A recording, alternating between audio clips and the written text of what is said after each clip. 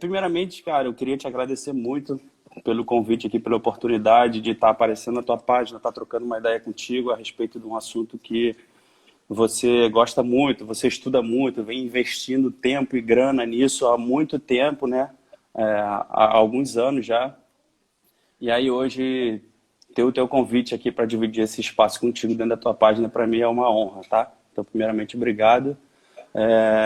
Em segundo lugar, sim, a gente se conhece, a gente se aproximou inicialmente por rede social e depois se conheceu lá pessoalmente, né? E aí, cara, não tem menos de 5 anos que a gente já se fala de alguma forma, né? E aí é bacana que a gente ultimamente tem estreitado mais ainda esse relacionamento e trocado mais ideias e até, quem sabe, vai sair algum trabalhinho disso daí. Então, deixa eu mostrar aqui. Agora sim, a gente vai começar oficialmente. O pessoal que está chegando agora. O tema da live, esse que o Renatinho escreveu aí, eu fixei. Controle de cargas no treinamento de força. Então, deixa eu só mostrar aqui qual é o nosso planejamento dessa live. E aí a gente começa. Seguinte, a gente vai focar essa live basicamente em 4 perguntas. Primeiro, o que é carga interna e carga externa? Segundo, qual a importância de controlar essas variáveis? Terceiro, como calcular a carga externa? E quarto, como monitorar a carga interna. Aí a gente decidiu, a gente trocou uma ideia no WhatsApp, a gente decidiu que a gente vai responder alternadamente, mas um ou outro pode complementar a resposta do Show. outro. Beleza? Então, essa primeira pergunta aqui, eu vou responder de forma bem objetiva. O que é carga interna? O que é carga externa? Vou começar pela carga externa. Pensa o seguinte, um treinador, quando vai prescrever um treino, ele prescreve, e o cliente, o aluno, o atleta faz aquele treino, isso é chamado de carga externa. Como a gente está falando aqui especificamente do treinamento de força, seriam variáveis relacionadas ao trabalho que é feito pelo aluno, cliente e atleta. Vamos falar atleta, vou chamar de atleta, o cliente. Então, é o trabalho que é realizado pelo cliente. Pelo indivíduo. Então, Aí fica indivíduo. neutro. Pronto. É o trabalho realizado pelo indivíduo. A gente está falando de treinamento de força, número de séries, número de repetições e a intensidade. Isso seria, intensidade eu falo quilos, né? Isso seria a carga externa. E o que seria a carga interna? A carga interna é o efeito da carga externa. É como o organismo do indivíduo percebe aquela carga que foi dada. Então, a gente pode dizer que é o efeito psicofisiológico, porque tem variáveis que são respondidas de maneira subjetiva, né? Então, é como o indivíduo percebe aquilo, por isso que se fala muito de psico, né? De psicológico, e de fisiológico, porque aquilo acaba refletindo o que acontece na fisiologia, no organismo do indivíduo. Então, carga externa é o trabalho realizado pelo indivíduo, que o treinador prescreve e o indivíduo realiza aquela quantidade de trabalho. E carga interna é como o organismo percebe aquela carga que foi dada, né? Aquela carga externa. Então, seria uma variável psicofisiológica. Isso é medido de algumas maneiras Perfeito. que o Renatinho vai responder agora. Eu Então, queria mas dar uma agora não, já complementada. já. Já posso dar Ah, uma fica à vontade. complementada?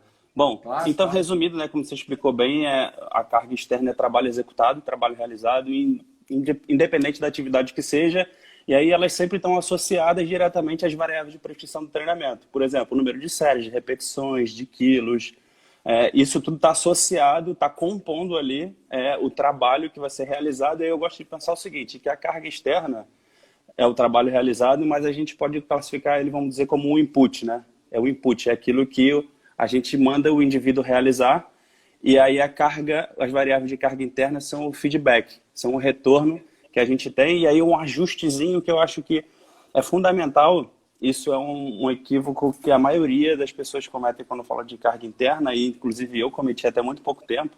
E aí, quando eu comecei a ler alguns outros estudos, inclusive um estudo foi publicado no passado, eu comecei a perceber que tem um detalhezinho que faz toda a diferença. Vamos lá. A carga interna não necessariamente é sempre uma resposta fisiológica, uma resposta do indivíduo ao treinamento. Mas, primeira coisa, é uma resposta aguda, é aquilo que acontece durante o exercício. E outra coisa é essa resposta de carga interna, essa variável de carga interna, ela tem que ter alguma relação com variável de prescrição. Ela tem que ter utilidade para prescrever treinamento. Por exemplo, frequência cardíaca é uma variável interessante para o treinamento aeróbio.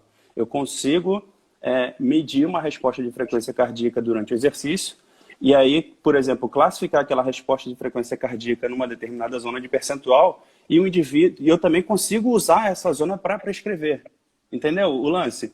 Porque assim, um conceito equivocado, por exemplo, que tem é botar tudo que é resposta fisiológica ao treinamento dentro do mesmo saco de carga interna. CK, por exemplo. CK é uma resposta de dano muscular, de dano tecidual ao estresse físico, ao exercício, mas isso não pode ser classificado como uma resposta de carga interna. Sacou a ideia? A diferença do... E aí, isso é interessantíssimo. Foi um estudo do Franco Impellizzeri, do Samuel Marcora e do Aaron Counts, que são os caras que falam de carga de treinamento no mundo. E aí, ano passado, eles publicaram uma revisão e aí é um textozinho, um paperzinho sintético, né, compacto, mas com muita qualidade, muito conteúdo. E aí ali ele tem essa informação que é bacana. Sensacional, Renatinho. A gente entra no próximo item da nossa conversa, do nosso bate-papo. Pergunta que eu faço para você. Qual a importância de controlar essas variáveis, monitorar carga interna e carga externa? Bom, perfeito. Aí já emendando, né, na discussão anterior, por muito tempo, e isso ainda acontece, a gente prescrevia pensando só na entrega. A gente pensava muito na entrega, a gente se preocupava muito com a entrega, a gente se baseava muito em posicionamentos institucionais, as recomendações de treinamento do Colégio Americano, as recomendações do NSA, e aí você fica pensando muito amarrado nos posicionamentos ou então nos teus modelos de periodização, que eu acho que são fantásticos. Eu acho que isso é para continuar, mas na verdade o ciclo não se encerra aí. Tipo, prescrevi, planejei, programei tudo, aí fica bonitinho, você faz lá toda a tua distribuição de cargas, tá? De carga externa, né? O que você vai entregar de input para o indivíduo realizar, e aí depois você entrega e beleza, torce para dar certo.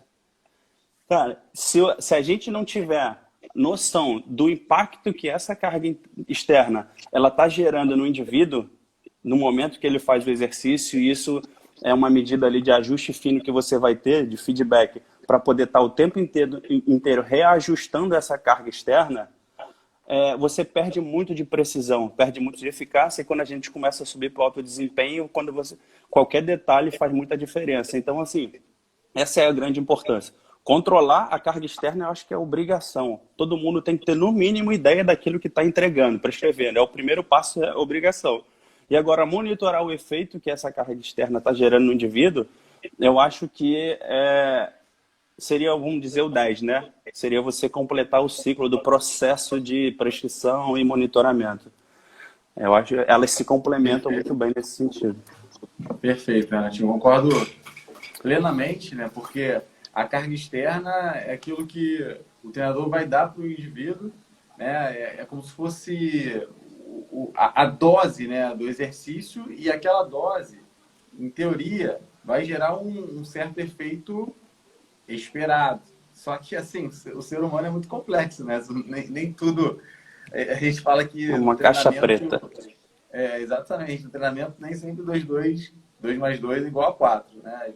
Quase nunca é. 4 nunca é 4,1, às vezes 5, 6, às vezes são uma coisa meio diferente. E por às isso que é importante você... Oi? Às vezes 3, às vezes 3. Exatamente, porque a gente está lidando com o ser humano e envolve emoção, envolve outras coisas, envolve a questão da individualidade, né? Como cada indivíduo vai responder aquilo que você deu, né? Mas em relação à carga externa, você tem que dosar, né, magnitudes de carga em relação ao que ele pode aguentar, ou em relação ao máximo dele. Isso aí vem de um teste, por isso que se testa antes. E dependendo da magnitude da carga que é dada, espera-se um resultado, né? Espera-se um efeito catabólico, depois o efeito anabólico, mas como o Renatinho falou, a gente tem que monitorar para saber se está no caminho certo. Uma crítica que muita gente faz, e eu converso bastante, né, com o Diego Evangelista.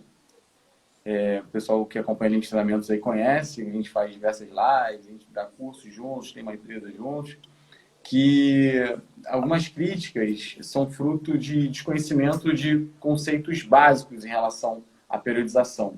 Algumas pessoas acham que a periodização é um modelo fechado, né, que você entrega e o indivíduo tem que cumprir daquele jeito, que a resposta vai ser daquele jeito, que vai dar sempre certo como se imaginou. Mas, na verdade, não, nunca foi assim. Treinadores da prática mesmo, sempre colocaram a mão na massa, sabe a importância enorme de conhecer o indivíduo, de entender que quando ele não está bem, não adianta dar treino forte, e ajustes são feitos. E hoje o pessoal chama isso aí de periodização flexível, né? Mas dinâmica, né? Periodização dinâmica. Ou dinâmica, eu considero um termo até equivocado, né? Porque toda a periodização ela é flexível. Só que hoje, né, com a eu classifico como comercial. Esse termo é comercial. É comercial, puramente comercial. A grande vantagem é que há 50 anos a gente não tinha quase nada de tecnologia que a gente tem hoje. Então a tecnologia avançou. Perfeito. E a possibilidade que os treinadores têm para monitorar a carga de treinamento, exatamente. Saber se o que ele planejou realmente está dando certo, é o que evoluiu absurdamente. Muito, exatamente. Porra, Evaldo, eu já vou... Desculpa até eu entrar no meio da tua fala assim, cara, mas eu acho que esse que é o grande lance que a gente tem que começar a entender e a filtrar. Porque quando os modelos foram propostos, a possibilidade de monitoramento que os caras tinham na época eram mínimas. Então, assim, era muito mais pro lado da subjetividade, pelo feeling, pela experiência prática do dia a dia do cara, e ele percebia ali como o atleta respondia no approach ali.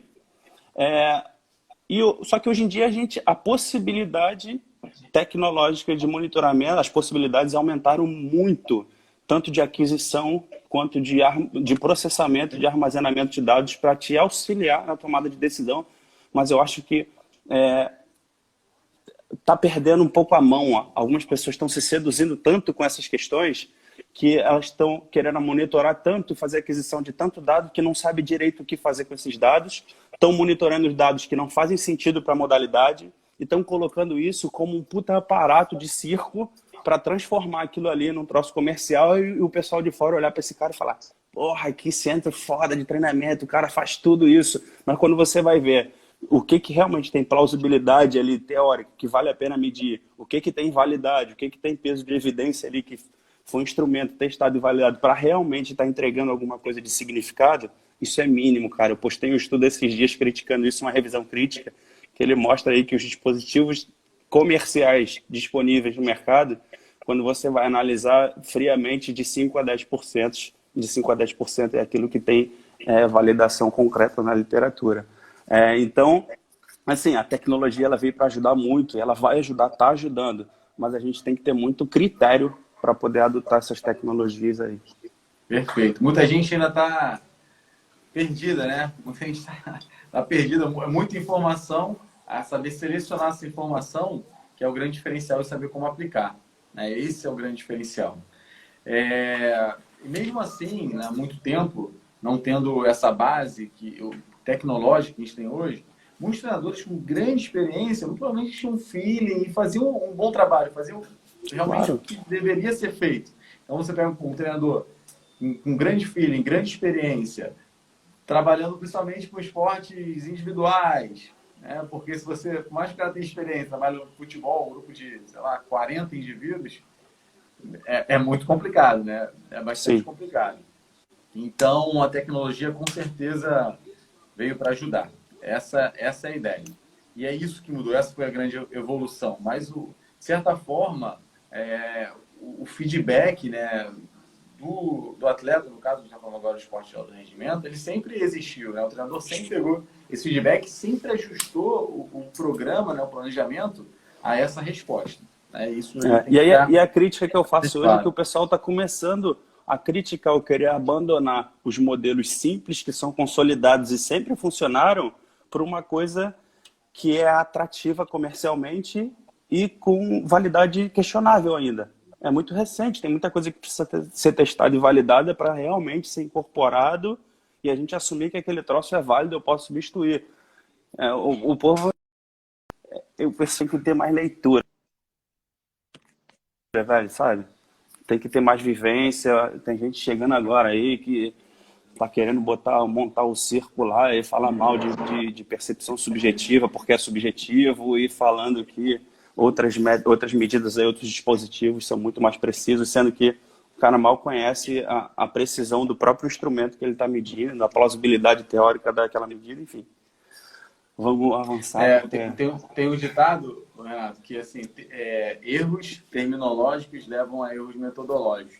Muitas pessoas, inclusive, falam assim, um modelo de periodização. Você fala modelo, parece uma coisa fechada, né? Mas, na verdade, por exemplo, o que foi proposto por Matveev não é um modelo, é uma concepção que ela não só pode, mas como deve ser ajustada à realidade de cada um, de cada esporte, de cada treinador.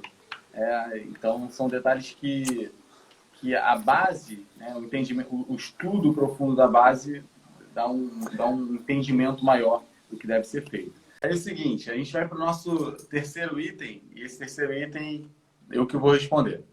A pergunta é, como calcular a carga externa, e a gente está falando de treinamento de força.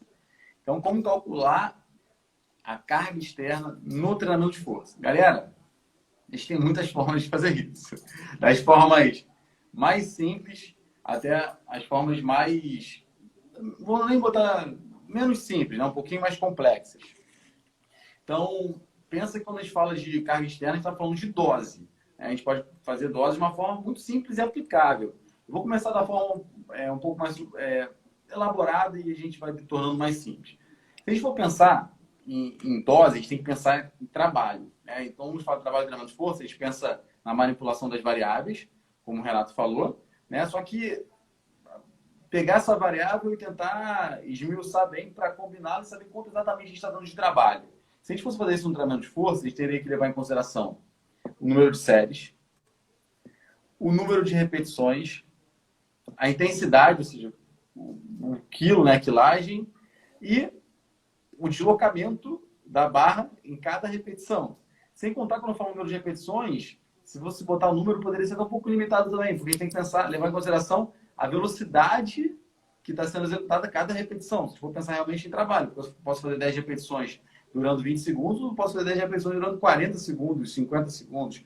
Então, se você botar precisamente, tem que levar em consideração o número de séries, o tempo sob tensão de cada repetição, né, e somar isso, o tempo sob tensão de cada série, a intensidade, pode ser em quilos, e o deslocamento, normalmente em metros, né? Então, só que isso na prática é um pouco complicado de se fazer, né?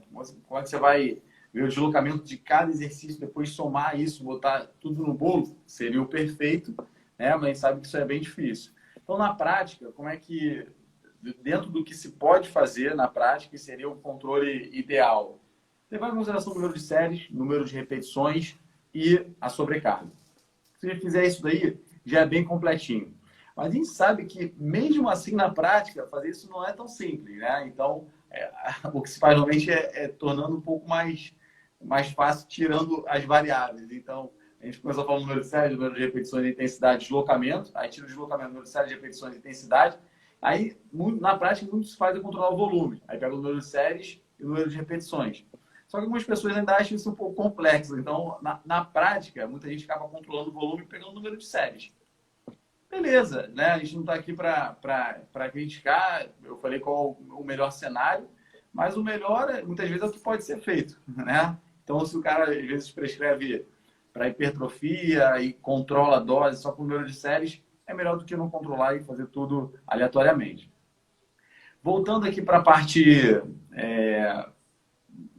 de como seria o melhor cenário, né? Se fosse pegar o número de séries, o número de repetições e intensidade, essa intensidade pode ser absoluta, pegando, de fato, quantos quilos o indivíduo está levantando lá na barra, e pode ser relativa também, né? Você multiplicaria por um percentual, por exemplo, 80%. Então, 3 séries de 10. Então, 3 vezes 10 vezes 80%. Mas isso pode ser também pelo quilo. Se o indivíduo pega lá 80 quilos, teria vezes 80 quilos. Tá? Só que tem outras questões, né? a gente sabe que, teoricamente, essas seriam algumas das formas, eu falei de várias, existem mais formas ainda. Por exemplo, dá para levar em consideração a massa corporal do indivíduo. Então, imagina você pegar o número de séries, vezes o número de repetições, vezes a intensidade. Vamos chamar isso aí de carga externa. Algumas pessoas chamam de volume load, é um termo que eu acho meio estranho, mas é o que a literatura ocidental acaba chamando, né? Carga de volume, né? Volume load. Então, imagina pegar essas três variáveis, né? A gente acaba tendo volume load e dividir isso aí pela massa corporal do indivíduo. É interessante porque você acaba relativizando o trabalho que ele está fazendo em relação à massa corporal. Porque o indivíduo de 100 quilos, o indivíduo de 80 quilos, se eles fizerem exatamente a mesma carga externa, o indivíduo de 80 quilos, em relação à massa corporal, ele está tendo uma carga maior naquele organismo, em teoria. Por isso que é interessante também, em alguns casos, quando possível, levar em consideração a massa corporal. Então, assim, essas são as principais formas. Tem mais formas? Tem mais formas. Por exemplo, uma forma que eu acho bem interessante, porque, assim, se você faz 3 de 10, você pode fazer até a falha e você pode não fazer até a falha. Quem sabe, se fizer até a falha, a carga que vai ser dada para o organismo, ela é maior. Então, existe uma proposta, por exemplo, de você pegar essa intensidade, ao invés de ser absoluta em quilos ou percentual de repetições máximas, você fazer um percentual do seu máximo. Deixa eu dar um exemplo aqui. Digamos assim, o indivíduo consegue fazer, vou dar sempre números fáceis para ficar fácil de entender o raciocínio. O indivíduo faz 3 séries de 10, e aí, se ele fosse fazer 10 repetições máximas, ele faria com 100 quilos, né? Que seria o 100% dele. Mas se ele faz 3 de 10 com 80 quilos, a gente sabe que tem uma sobra aí, ele não foi até a falha. Então, você colocaria o percentual em relação ao máximo dele. Então, se o 100% para 10 são 100 quilos, e você colocou 80, você vai botar lá 3 de 10 vezes 80%, que seria 80% em relação à falha dele. Exatamente, seria uma outra forma de fazer. Então, existem várias formas, aqui eu comentei as principais. Tem mais, tá, galera? Essas são as principais, as mais fáceis de serem colocadas em prática. E agora, organizando toda a minha ideia aqui para a gente partir para a próxima questão, ou se o Renatinho quiser complementar.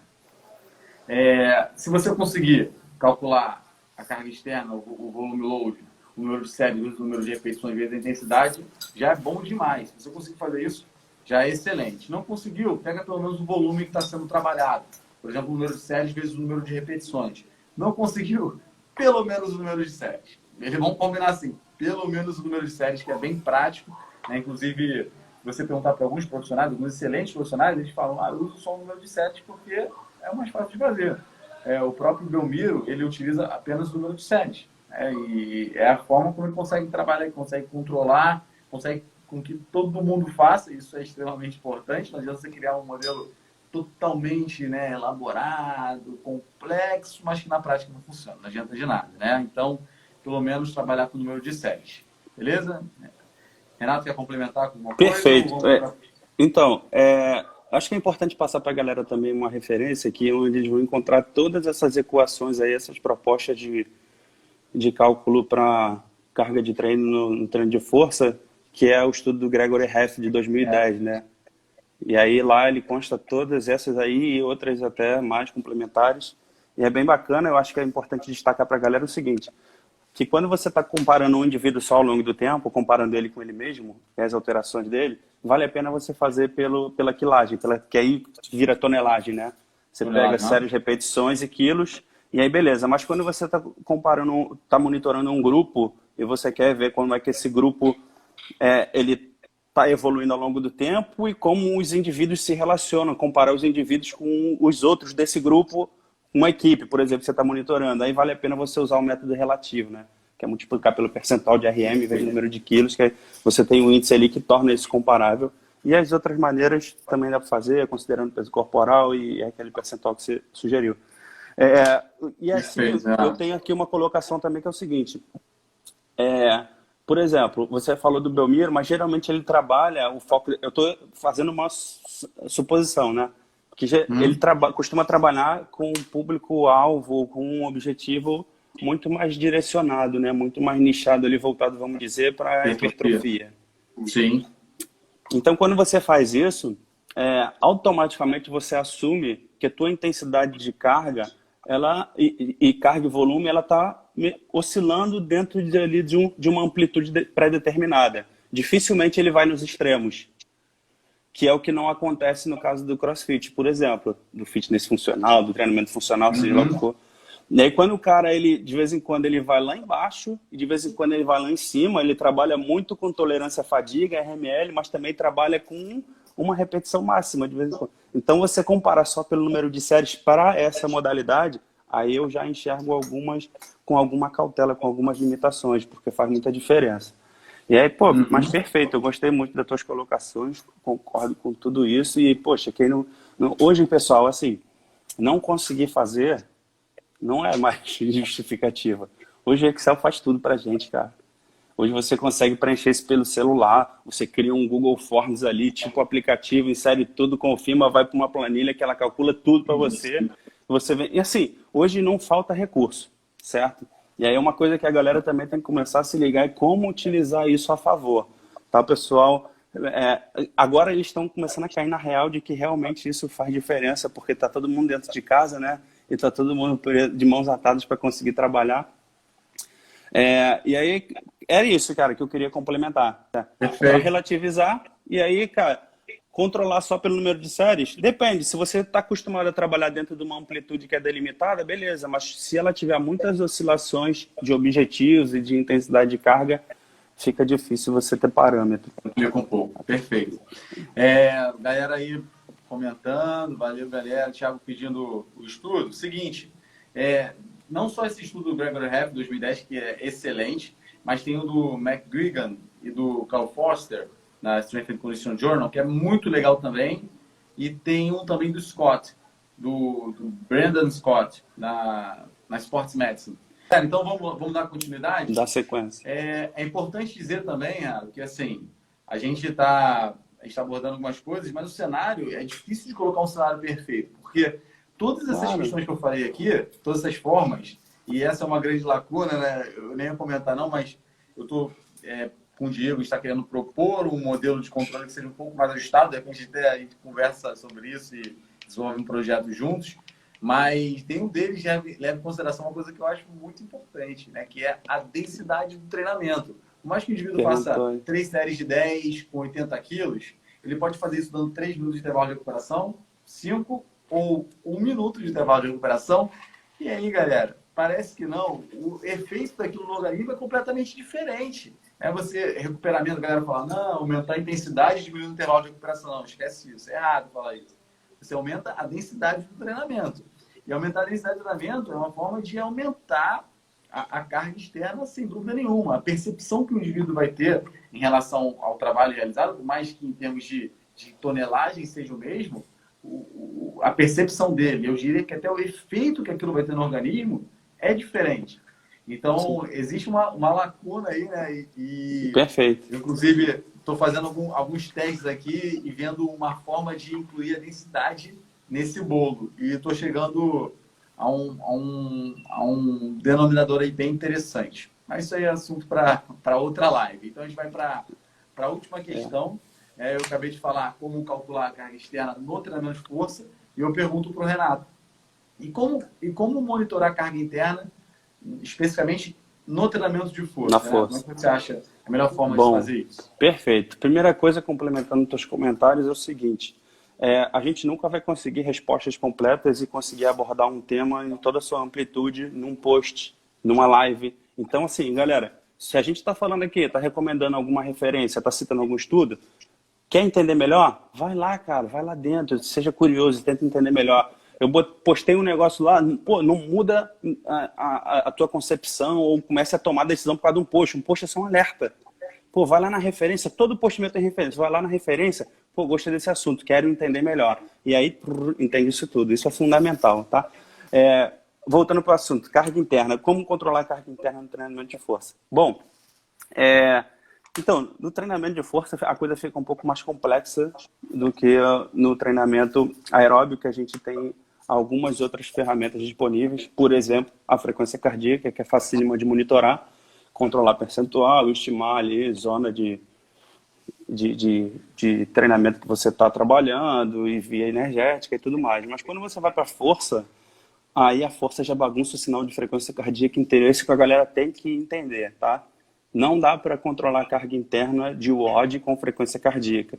Porque no WOD você tem exercício de força, que é a resistência muscular localizada, faz exercício com o membro superior, faz exercício com o membro inferior, mudança de decúbito e faz valsalva pra caramba. Então tudo isso bagunça muito a tua resposta cardiovascular, a tua frequência cardíaca, ela vai lá para cima e não necessariamente essa é a carga interna que está sendo representada, que o teu organismo está sentindo, ele está sofrendo na hora pela aquela quantidade de peso que você está levantando.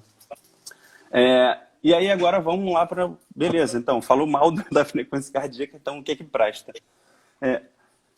Bom, eu tenho algumas alternativas aqui, eu vou até ver se eu consigo abrir para vocês. Primeiro, assim, uma ferramenta universal que vem sendo proposta desde a década de 50, 60, pelo velhinho que faleceu esse ano, que eu fiquei triste pra caramba, que foi o Gunnar Borg.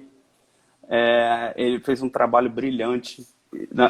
Se a gente pode falar que no meio da ciência dos esportes tem uma coisa que todo mundo usa, todo mundo cita, é a escala de percepção de esforço, e a concepção dessa escala foi um trabalho extremamente complexo, né? Em várias etapas. Quem lê o livro dele consegue entender isso. Não é simplesmente dar uma nota de 0 a 10 aí. Não é simplesmente isso. Apesar de ser algo relativamente simples, né? Então, eu acho que... O racional por trás é complexo. Sim, o racional por trás é muito complexo, e eu acho que essa era uma das propostas, né? Tornar uma coisa complexa simples para que ela possa ser empregada no dia a dia.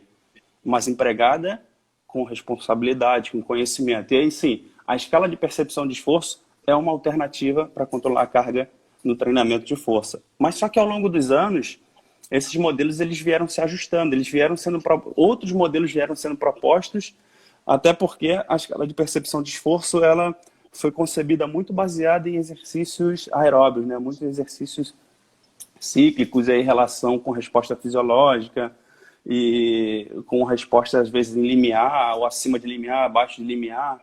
Agora, quando a gente vai para a força, a gente não tem essas sensações, né? Não dá tempo de você entrar no limiar e começar a ter dificuldade para falar, para classificar. Não dá tempo. Na força é muito rápido. Então, outras propostas vieram surgindo, dentre elas a escala de Omni-RAS, né? Que é uma escala de percepção de esforço voltada para o treinamento de força.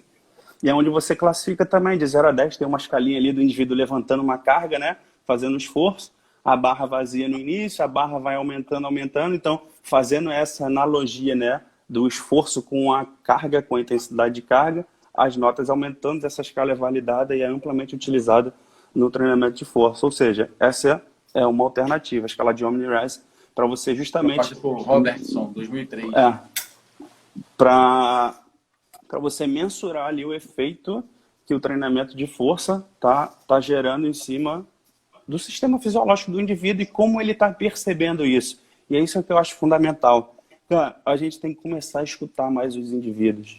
Você tem que começar mais a escutar os indivíduos, os atletas, os alunos, escutar você mesmo, escutar mais o seu corpo. Porque o pessoal hoje está muito acostumado está muito doutrinado a só querer ficar olhando para o dispositivo, ver o que está acontecendo, e está esquecendo de olhar para dentro dele e ver como ele está percebendo isso.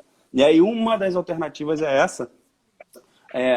Tem a percepção de esforço aqui de uma forma mais didática, validada. Eu vou mostrar a tela do meu computador.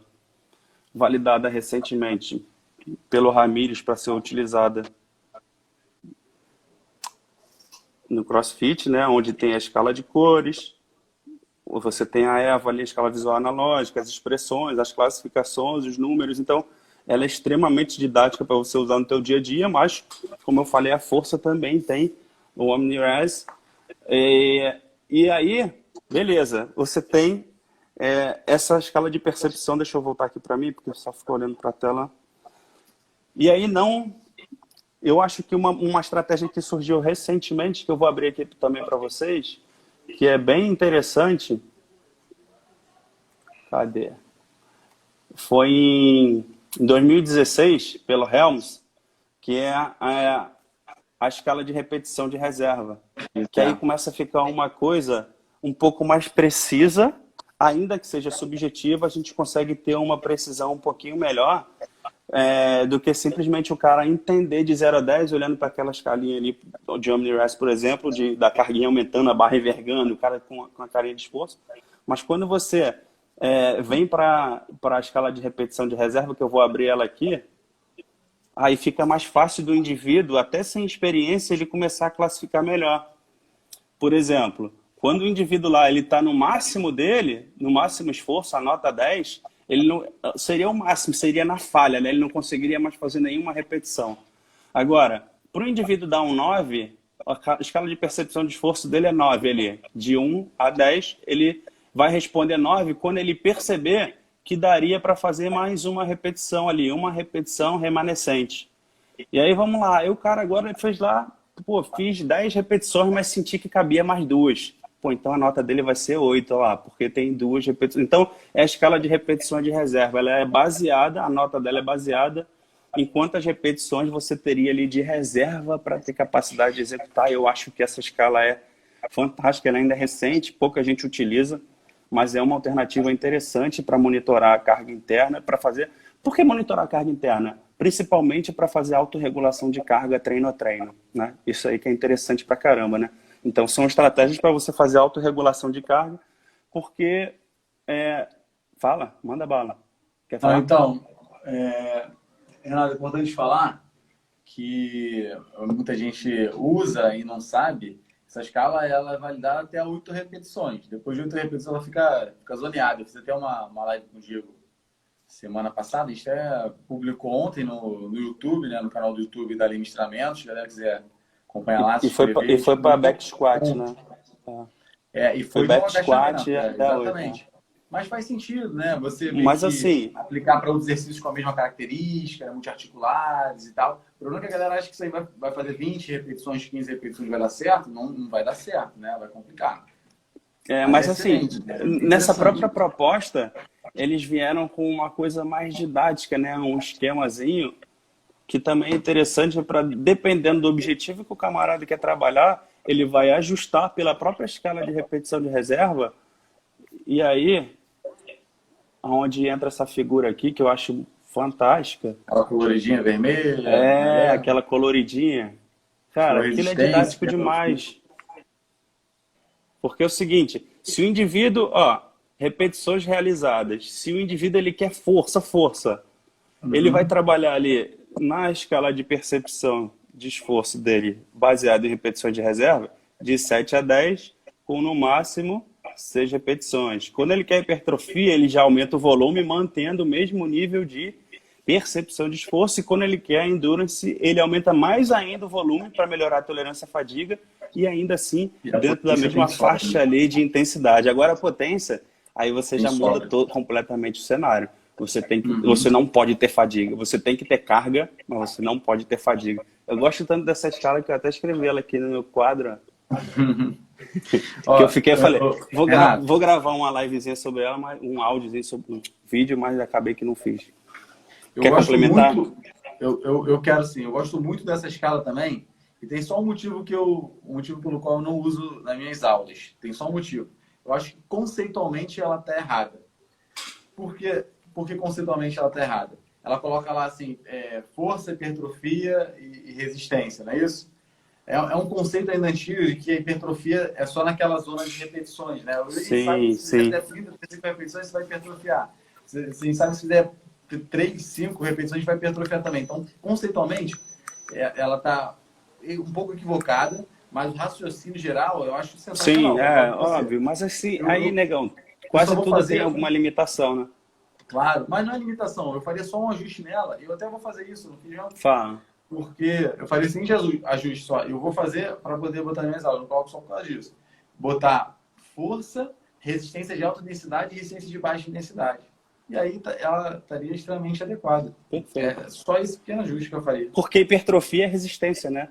E aí quando você vai olhar para alguns estudos, inclusive do Vladimir Surin, do pessoal da Rússia, falando de periodização na força, nessa fase de adaptação estrutural visando hipertrofia, eles chamam de resistência, né? Eles chamam até de uma fase de hipertrofia, mas a gente sabe que é para dar uma uma base estrutural para o organismo. Não é exatamente hipertrofia. Esse é um termo que foi só ter usado muito antigamente, mas hoje a gente sabe que não faz tanto sentido. Hipertrofia é uma adaptação morfológica e o cara vai hipertrofiar independente das zonas de repetições.